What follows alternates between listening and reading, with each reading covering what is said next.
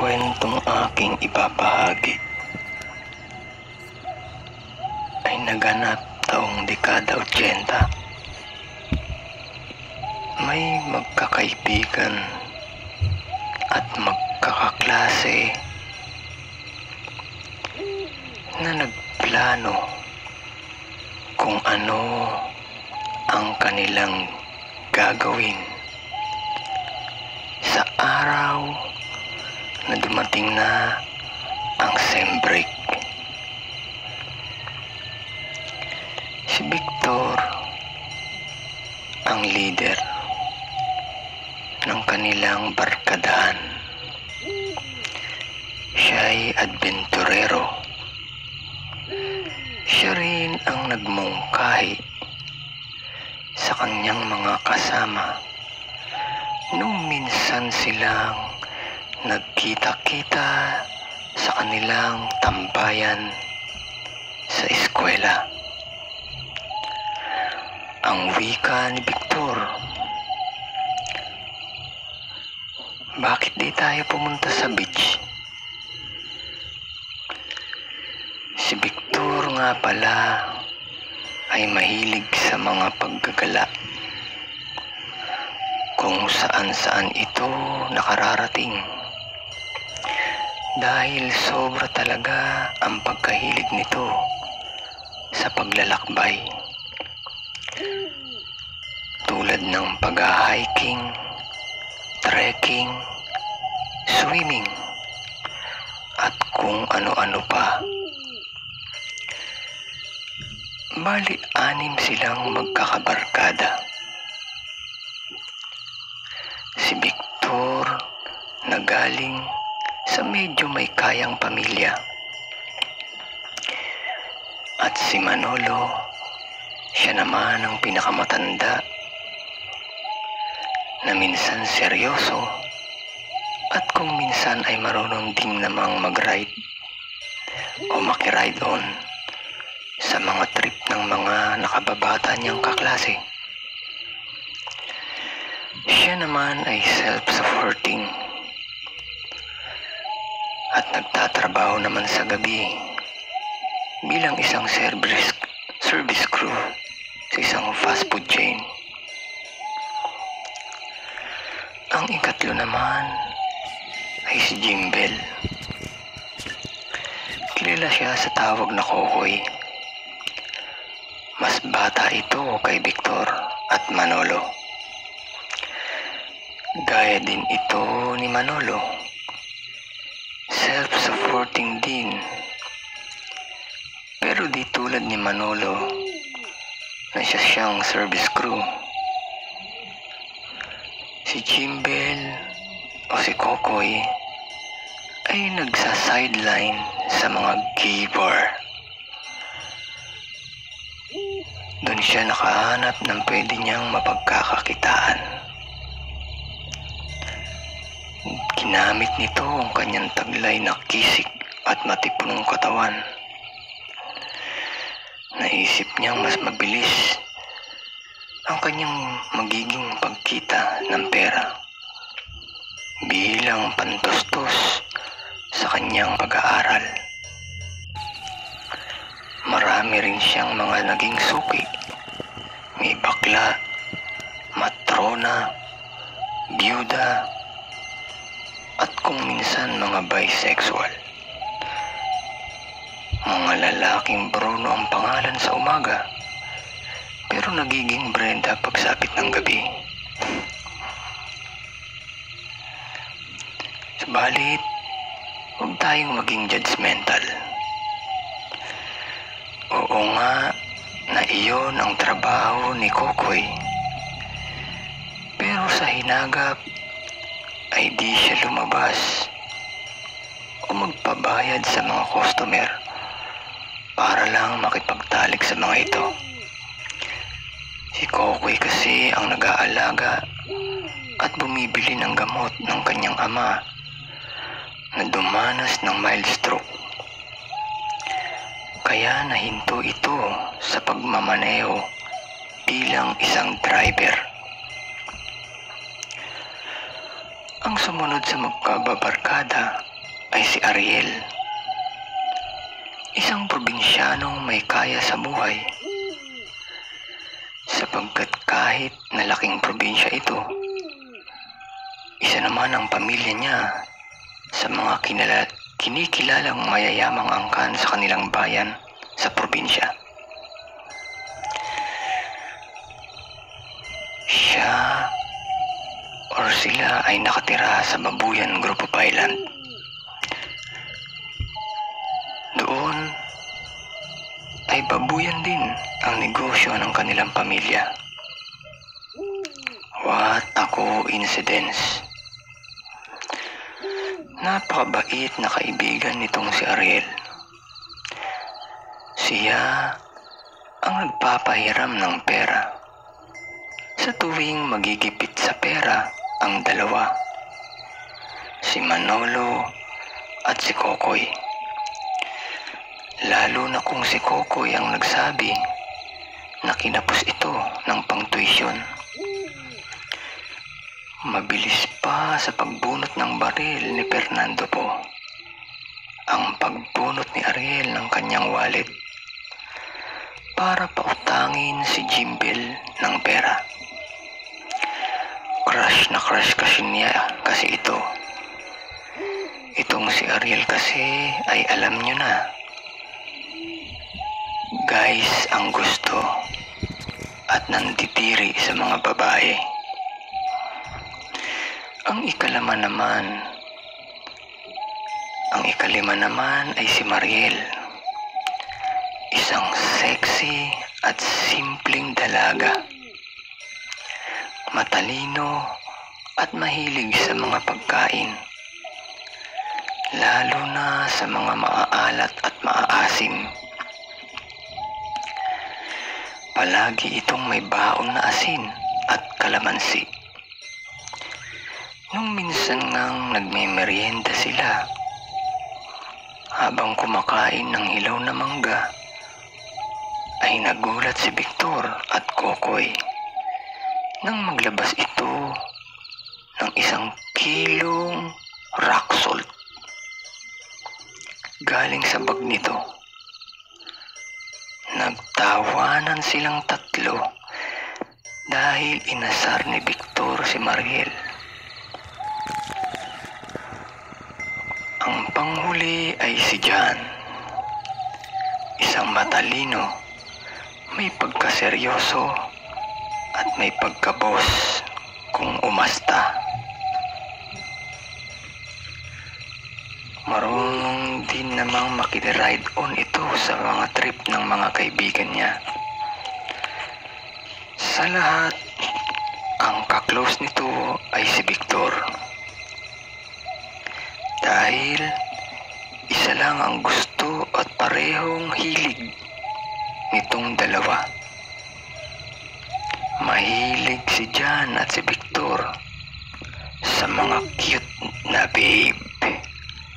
In short, babaero itong dalawang ito. Kaya sila magkatribo at magkasundo. At sumapit na nga ang huling araw ng pasukan. Ang lahat ay nakaplano na. Silang lahat ay nakapaghanda na rin ng mga gamit na kanilang dadalhin. Si Victor ay pinakondisyon na sa kasa ang kanyang lumang sasakyan. Si Manolo at Kokoy naman ay nag-file ng leave sa trabaho. Si Ariel ay nagpasabi naman sa magulang na di naman muna siya makakauwi sa kanilang probinsya. Si Mariel ay wala namang problema dahil nakapagpaalam na rin siya sa kanyang mga magulang, at si John ay go din siya ready na rin. Si Kokoy ay nung una ay alanganin makasama sapagkat walang mag-aalaga sa kanyang ama. Swerte na lamang na biglang dumalaw ang tiya niya na kapatid ng tatay niya at nagsabing pipirmi muna sa bahay nila para alagaan ang kuya nito. Matandang dalaga kasi ang tita ni Kokoy. Ang naging usapan at plano ay maglalakbay sila pa-south at after ng 12 hours na drive ay isasakay nila sa Roro ang kotse para makarating sila sa isang probinsya na inirekomenda sa kanila ng kanila ring kaklase na si Tonyo. Base sa kanilang naging usapan, ay mauunang uuwi ng kanilang probinsya si Tonyo at susunduin na lamang sila nito pagkadaong ng barko sa pantalan. Kabisado ni Tonyo ang oras ng dating at alis ng mga barko, kaya alam niya sa pamamagitan ng pagtansya kung anong oras maaaring makadaong ang kanyang mga kaklase. Reminder ko lang mga kaibigan, mga ginigiliw na tagapakinig. Ng mga panahong dekada 80 ay wala pang cellphone o mobile phone. Umaasa lamang sila sa isang solidong plano na kanilang susundin. Kaya kailangan na matinding koordinasyon pagpaplano bago nila o sila umuwi ng probinsya o isagawa ang kanilang pagbabakasyon. Usapan kasi nila na doon na ubusin ang buong araw ng sem break at makipipiesta na rin dahil eksakto sa sem break nila ang pesta rito sa probinsya nila Tonyo. Sobra ang pagod ng lahat dahil sa biyahe. Pero mas doble ang pagod ni Victor at Jan dahil silang dalawa lamang ang nagpapalitan sa pagmamaneho. Ilang hinto at pahinga ang ginawa nila bago nakarating sa pantalan. Sa barko ay nakapagpahinga na silang lahat. Kahit mga pagod ay di nawawala sa kanila ang excitement. Sa totoo lang, kaya sila magkakasundo dahil lahat naman kasi sila ay mga pawang adventurero. Mga taong mahilig tumuklas at mamasyal. Magkakaiba man sila ng ugali, ay iisa lang ang nagbubuklod sa kanila.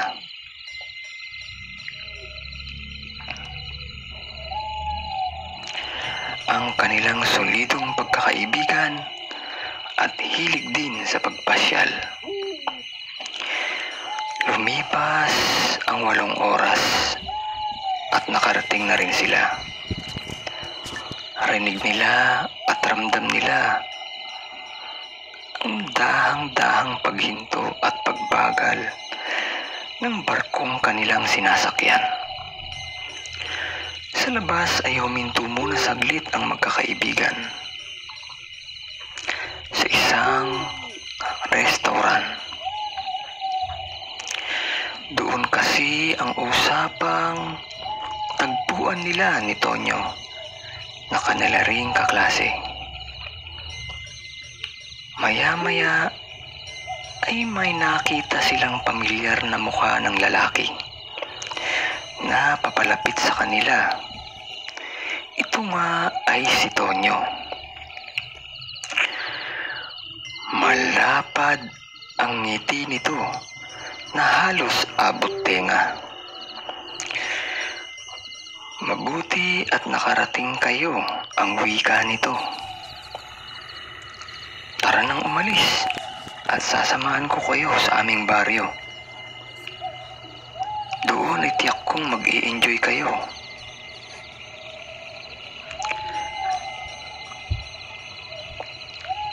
Halos 5 oras at kalahati din ang ginawang pagmamaneho nila Victor at Jan. Malayo pa ba ang inyo, pre? Ang tanong ni Victor kay Tonyo. Napansin kasi nitong parang papunta na ata sila sa dulong bahagi ng probinsya. Kung noong unang oras ay may mga kabahayan pa, dito sa kanilang dinaraanan ay halos wala na. Halos wala na talagang mga bahay. Puro bukirin. At ngayon nga ay kakupatan ang kanilang mga dinaraanan. Lupa na rin ang kalsada na bako-bako, na kahit aircon ang sasakyan ni Victor ay ramdam pa rin ang init. Sa loob ng sasakyan, dahil sa siksikan sila, sa luma niyang sasakyan, idagdag pa na papatirik na ang araw sa kapananghalian.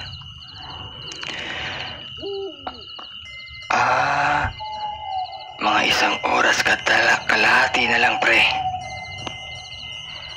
Nandun na tayo, ang sagot ni Tonyo kay Victor. Ganun ba? Mabuti naman kung ganun. Nananakit na kasi itong mga paa at binti ko. Grabe. Nagulang ako nakapagmaneho ng ganito. Super long drive. Mag-aalas 2 na ng hapon nang makarating sila sa maliit na baryo na iyon. Namangha sila sapagkat ang ganda talaga ng kapaligiran. Napakaraming puno at mga halaman. May mga ibon ding maririnig. Ang tingin nga nila ay nasa kaloob-looban na ng gubat ang baryo nila Tonyo. Ito ba ang sinasabi ng matanda na dapat naming katakutan? Na wala daw nagtatangkang pumunta rito? Na ito raw ay baryo ng mga aswang? Noong nasa restaurant kasi sila, bago dumating si Tonyo na kanilang kaklase, ay may nakausap na matanda si Victor. Tinanong siya nito, "Amang, taga saan ba kayo?" "Taga Maynila po, kaming lahat," sagot naman ni Victor. "Bakit kayo naparito?"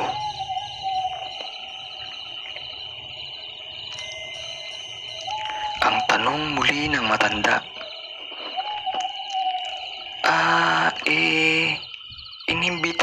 Inimbitahan lang po kaming makipesta ng aming kaklase sa kanilang baryo."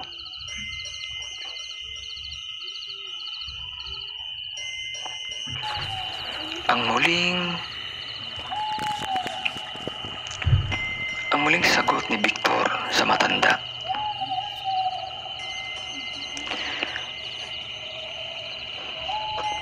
"Saang baryo kayo pupunta?"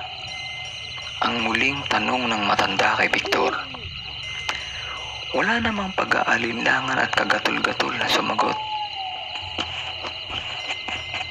si Victor, na ang sabi, "Sa baryo Aswag po." Ang sagot ni Victor. Nanlaki ang mata ng matanda. Laking gulat ng matanda nang marinig ang sagot ni Victor. Saan? Sa Baryo Aswag? Halata ang takot sa boses nito. Amang, alam mo bang pinangingilagan namin ang baryong iyon? Sapagkat ang baryong iyon ay pugad ng mga aswang. Walang nagtatangkang pumunta o pumasok doon dahil walang nakalalabas ng buhay. Hanggat maaari, Amang, ay bumalik na kayo. Mahalin niyo ang mga buhay niyo. Ito ang babala ng matanda kay Victor. Hindi nagbanggit si Victor sa mga kaibigan niya ukol dito. Ayaw niya kasing isipin na killjoy siya o KJ siya. At isa pa, ang katwiran ni Victor, babalik lang kami. Sa pagkalayo-layo ng inabot namin at sobrang pagkapagod na binigay kong effort, babalik lang kami. Kaya ipinagkibit balikat na lamang ni Victor ang naging usapan nila ng matanda. Iniisip niya na kanyang aalamin at siya'y mag-oobserba kung may katotohanan nga ba ang mga sinabi ng matanda o ito ay gawa-gawa lamang para takutin sila.